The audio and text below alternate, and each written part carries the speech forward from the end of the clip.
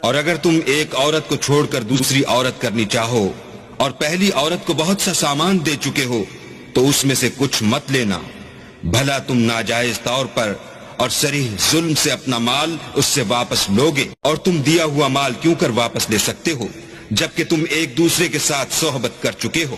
اور وہ تم سے عہد واسق بھی لے چکی ہیں؟ اور جن عورتوں سے تمہارے باپ نے نکاح کیا ہو ان سے نکاح نہ کرنا مگر جاہلیت میں جو ہو چکا سو ہو چکا، یہ نہایت بے حیائی اور اللہ کی ناخوشی کی بات تھی اور بہت برا دستور تھا۔ تم پر تمہاری مائیں اور بیٹیاں اور بہنیں اور پھوپھیاں اور خالائیں اور بھتیجیاں اور بھانجیاں اور وہ مائیں جنہوں نے تم کو دودھ پلایا ہو اور رضائی بہنیں اور ساسیں حرام کر دی گئی ہیں، اور جن عورتوں سے تم مباشرت کر چکے ہو ان کی لڑکیاں جنہیں تم پرورش کرتے ہو وہ بھی تم پر